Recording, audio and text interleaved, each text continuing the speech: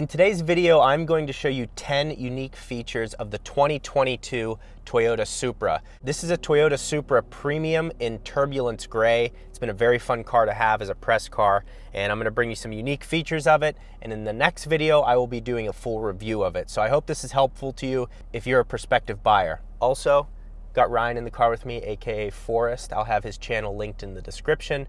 I highly recommend you check it out. All right, so we're gonna do a little canyon run here. I have the car in sport mode, and then I'm just gonna walk you through some of the unique features that the car has. Starting with the exterior of the car.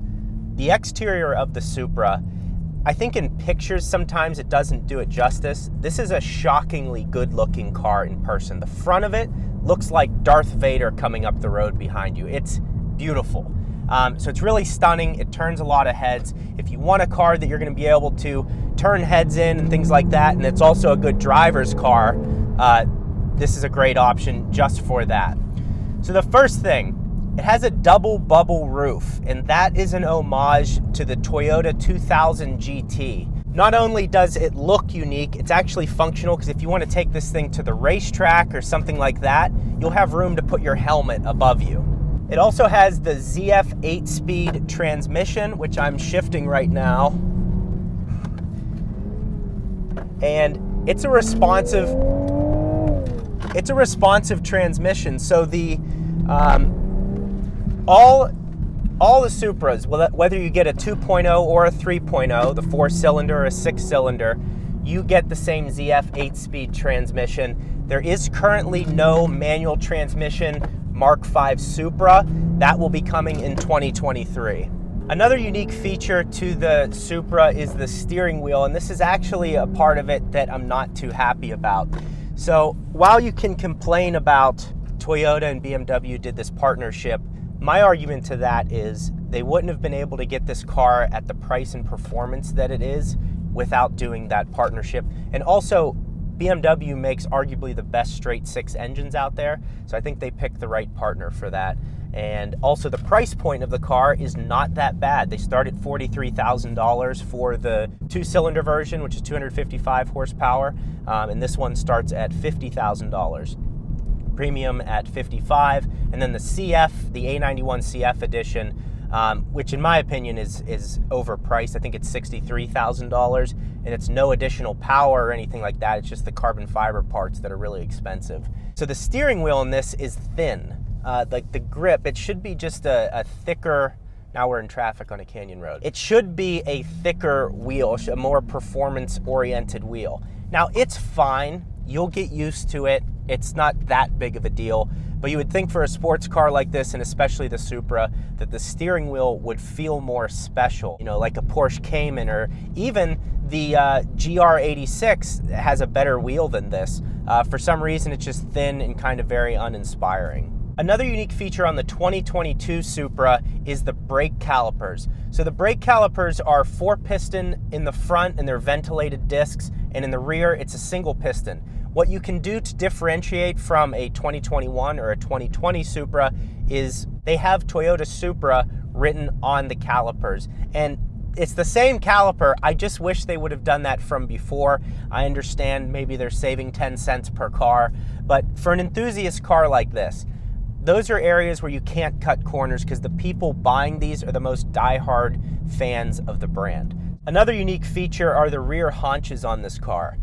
Toyota had to develop a special machine just to be able to bend the metal that way on the exterior of the car, and it was worth it because it looks really stunning. This car, while it is based on a Z4, it shares a lot of parts with it. It looks totally different.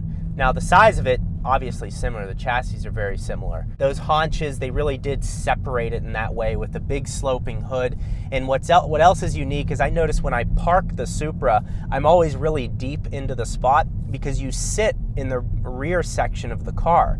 A lot of other cars, you're in the center or front, so you can see exactly where to pull the front of it. I've noticed I pull a lot forward, and there's like space behind me when parking, and that's because of the seating position in the car, which helps balance and offset the big long hood. So people sit back here, it helps redistribute the weight. My favorite feature of this Supra on the interior is the tachometer. it's perfect. Partially digital with the needle moving around on a screen, but then it also has a fixed cluster of the RPMs in here while digitally showing your speed. And then you can also go through your miles per gallon, trip settings, mileage, gas mileage, and range that's left on the car. So I just think it's the perfect setup. What I will say though is when you put it into sport mode, I think they could have done a little bit more with the graphics on the display. Also, I did a review of the 4-cylinder Supra. I'll have that linked in the description. This comes with a beautiful carbon fiber center console, and Ryan and I were talking about this. It's gorgeous. Like, it looks amazing. Okay. It's wide. You're able to easily access the infotainment system, and that comes on all Supras. You always get the carbon fiber center. It's not like an additional add-on or anything. Whether you get the $43,000 Supra or the $63,000 Supra, you get the same center console, and I think that's great. Another unique feature are the subwoofers here. This is a JBL audio system, has 12 speakers and 2 subs that sit right behind the seats. So the sound system is great. And the infotainment system is also great. It has Apple CarPlay up right now. My only complaint about the infotainment system is the screen sits flat. So the best way to access it would be if like you were sitting on the center console. I wish it was slightly tilted towards the driver. That would just give it a little more driver focus and make them be able to concentrate on the road easier, as opposed to having to kind of get even with it if there's glare to look over at it. Really, there's not that much glare in this car because the windshield is so small. There's no sunroof option. So you can access it. I just wish it was tilted a little bit. The car also has launch control, which we will show you right now.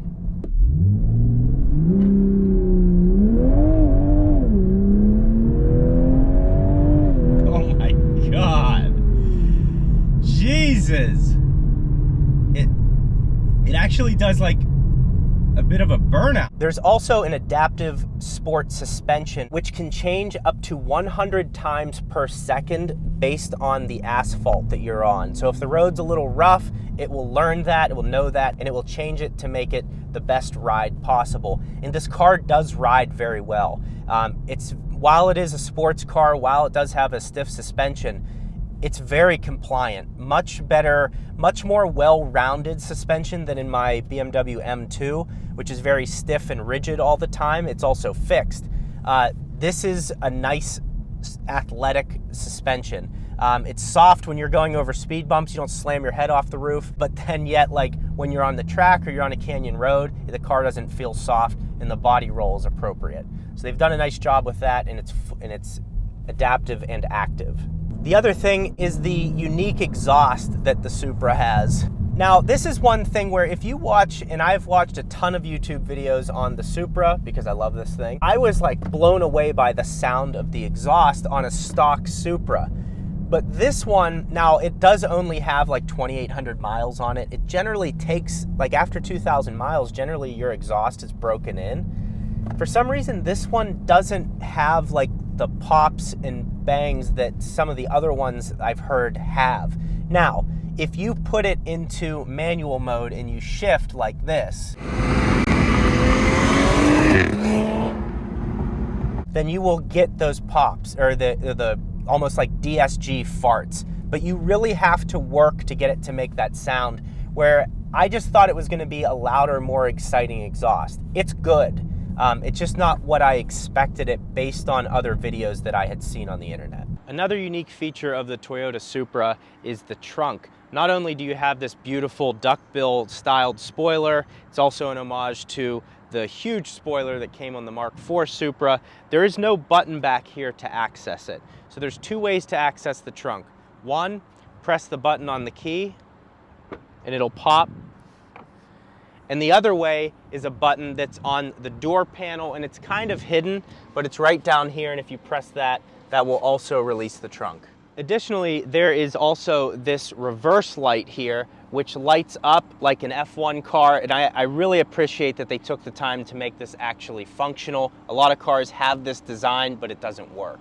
Moreover, on the side of the car, the width is great on this car, it's excellent. But you have these weird, I don't even know what they're called because they're not vents. It's just like a wide body kit almost. They're not functional. There's just honeycomb design here.